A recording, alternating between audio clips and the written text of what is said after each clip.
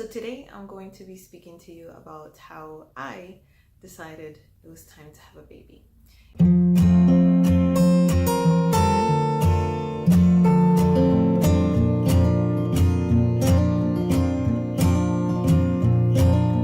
I say I actually mean we, because as you know, it takes two. If you're new here, my name is Ania and I make motherhood and lifestyle videos, and I would love it if you would consider subscribing. My husband and I were pretty clear from the very beginning of our marriage that we both wanted to be really excited, really desiring to have a child before we actually made the decision to move forward. It was definitely a joint decision, but it took us a little while. It was actually about almost close to 5 years before we decided we would have a baby. And initially when we got married, we thought it would only be about 2. Double the amount of time actually passed, and we started, beginning to kind of have the conversation about, do we even want to have kids? So we did have the conversations, and for a few times we actually said, you know what, let's still park it on the side. Let's still continue to move on and see how things progress over these next 6 months, over this next year, over this next year and a half. Especially because at the beginning of our marriage, we were both in school, we were both getting our master's degrees, and after that, after we both graduated, we both had brand new jobs, and so it was very interesting to kind of juggle a new marriage, getting used to a person that you have never lived with before. Now you are basically united as one, and now you've got to shift all of these different mind frames that you've grown accustomed to, and then throw a child into the mix, of course, wouldn't be a good idea, at least for us at the very, very beginning. So we thought, giving ourselves that time to think through and understand that we were doing the right thing would probably be the best for us. But then 2 years into our marriage, we were in new jobs, and we really didn't feel stable enough to move forward with that plan. So we decided to wait a little bit longer, and waiting and waiting and waiting turned into just basically being so comfortable with the fact that we could just do as we want, whenever we want, and do, just anything. And also, we were so accustomed to each other. We just felt like it was just enough to have the two of us. And we didn't really feel like having a baby would be something that would complete our family, or that we needed to, kind of put the cherry on top or anything like that. We just at the time didn't think like that at all. But we slowly came around to the idea, because we knew from the very beginning that we did want to have a family together. And this was something that both Santiago and I knew going into our marriage that we wanted to have happen. We decided, you know what, let's just go for it. If we wait until the perfect time, it's just not going to happen. It's not going to happen. The perfect time is non-existent. So we could do whatever we think is, what we should do to get prepared for it, but waiting for the perfect time is just not an option. So do we want to have this happen? Yes. Okay, then let's go for it. Cautiously, but let's do it. So we decided to begin trying, and it actually didn't take long at all for us to conceive and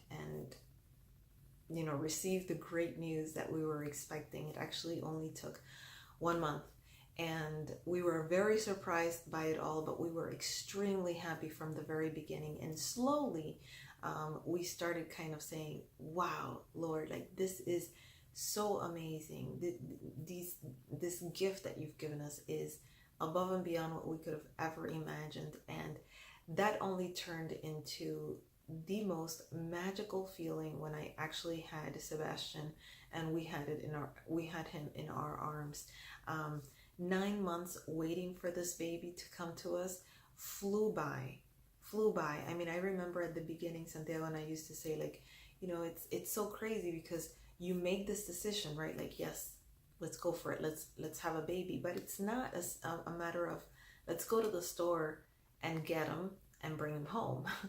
It's a matter of, let's conceive, let's try to conceive, see if it even works, and then get pregnant, wait 9 months, and then have the baby. So it felt to us like quite the process. But when it happened, at least, in my experience, it just all flew by so fast. And now I'm here a year after actually having delivered Sebastian. He's about to turn a year in just a few days, and it's just amazing. It's just amazing. He is such a gift in our lives, and the possibility of actually not even trying to make the decision to move forward and having a baby was, now feels so foreign to me.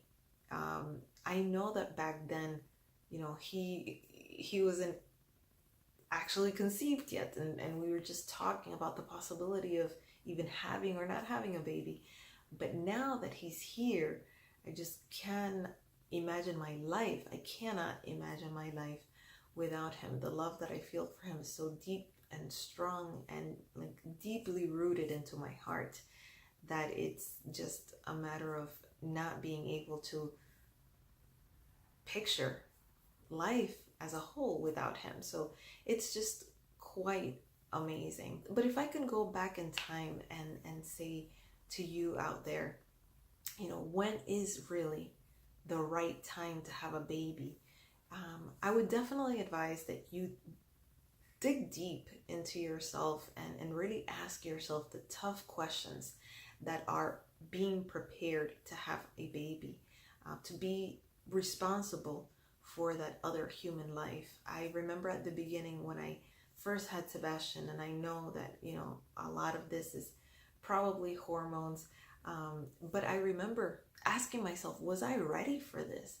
Was I ready, responsible enough to have a child, to bring him into life, to be able to give him the best of the best?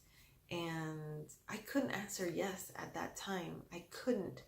At the beginning of having had him, I thought, what could I have done better to make sure that when he arrived, I would have everything ready and his life would just be blissful and peace. And that was very, very hard when you have a 3-day-old screaming on the top of his lungs because he's uncomfortable, because he's cold, or because that's what babies do. They just cry.